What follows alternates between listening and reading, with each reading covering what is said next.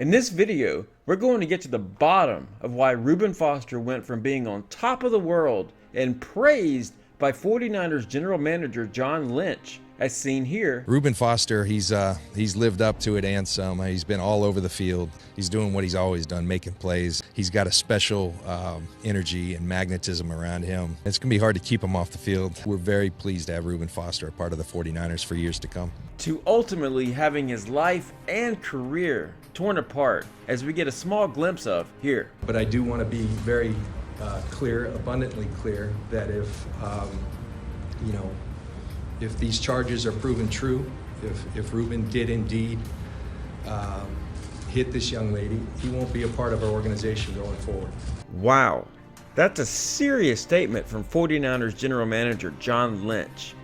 So basically, what we have here is Reuben Foster's entire NFL career delicately hanging in the balance. His money, fame, and basically his entire life as he knows it ultimately depends on the judge's verdict or courtroom outcome. So what happens next? Well, let's dig deeper, be fair, and tell this story from the beginning. Reuben Foster is a highly talented and decorated football player. He was the Lineman of the Year in high school, and in college he won the Buckus Award while simultaneously winning championships at Alabama, and ultimately Reuben Foster was drafted in the first round by the San Francisco 49ers. However, in 2018, Reuben Foster has compiled quite the laundry list of potentially career-ending criminal charges. Among these allegations are possession of a loaded, high-caliber assault rifle, felony domestic violence, and drug charges. So, without further ado, here is exactly what has transpired, starting with Reuben Foster's first 2018 arrest. Foster was arrested in Tuscaloosa, Alabama on January 12th and charged with second-degree possession of marijuana. Despite Alabama typically being quite punitive regarding drug charges, that charge was dismissed in May after Foster participated in a pre-trial diversion program.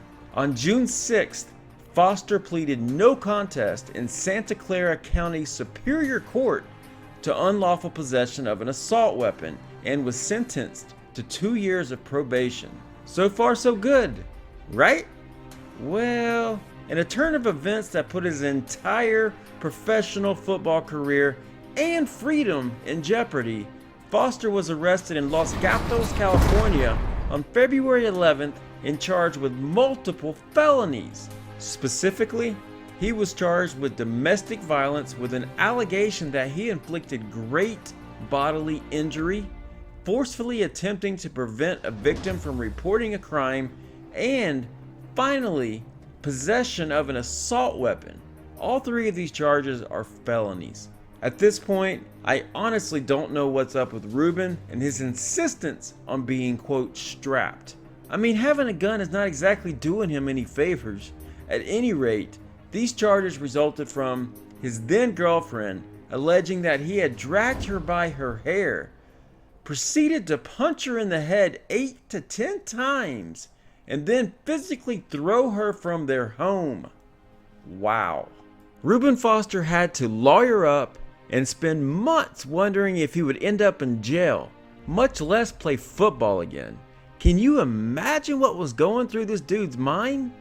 Finally, the truth emerged, and the judge dismissed all but the weapons charge when his former girlfriend, Elissa Ennis, in an emotional and dramatic testimony, said she had fabricated the allegations that Reuben beat her, claiming it was merely an extortion ploy that got out of control. She testified that she threatened to mess up Foster's career after he broke up with her. Come on. And that she ultimately called 911 because, and I quote, "I wanted him to go down."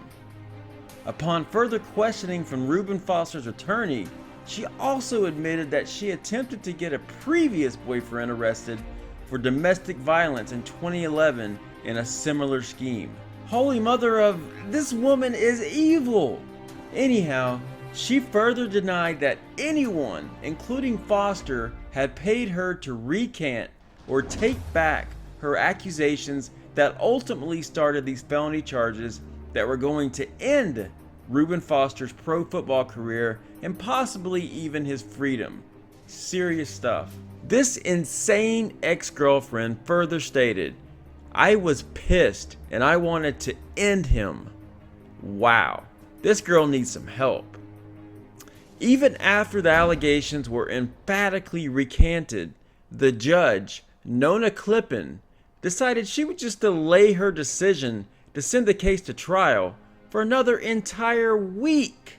The judge ultimately came to her senses and reduced the weapons charge from a felony to a misdemeanor and would invoke sentencing on any charges that he was deemed guilty.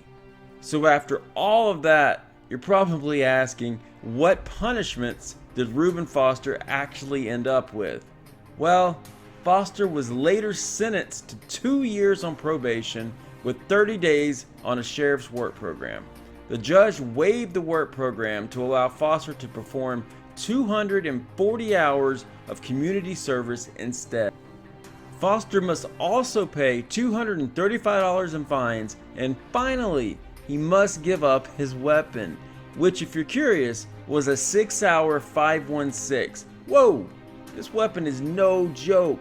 It's a high caliber assault rifle. It's a 5.56 rifle, which was found loaded on the bathroom floor when the police responded to a 911 call from Foster's home. Police reports indicated that Foster purchased this gun legally. Alright, so let me ask you guys a question. If the gun was purchased legally, verified by the police no less, why was he charged for the possession in the first place? Anyhow, so now that his legal issues are essentially resolved, what punishments did the 49ers decide were appropriate for their most promising young linebacker? Well, as it turns out, the 49ers have suspended Reuben Foster from 2 regular season games. However, they will allow the former Alabama All-American to participate in training camp and preseason games. Ultimately, Reuben Foster returns to practice on September 17th, 2018. In response to all of the above, Reuben Foster issued the following statement: "I accept the league's decision and am sorry that my mistakes have hurt my team. I have a responsibility to the 49ers, our fans, and our community, and I am committed to learning from this situation and making better choices in the future. The support I have received over the last 5 months has been humbling, and I do not take it for granted." End statement. Personally, I'm happy Reuben Foster was able to resolve these criminal court cases and charges in a positive manner, and ultimately has every chance to have a lengthy NFL career, and given his talent, play at a Pro Bowl caliber level and even perhaps end up in the Hall of Fame one day. Let's just hope this is the end of Foster's legal troubles and crazy girlfriends. Also, let's hope he has truly learned his lesson. I think most Alabama fans and current 49er fans are rooting for Foster to make one hell of a comeback this year because his talent is absolutely amazing. Guys, I hope this Reuben Foster story / update was helpful, and if you enjoyed this video, please go ahead and like, share, and hit that subscribe button, as it helps the channel and this community grow substantially. So, until next time, take care.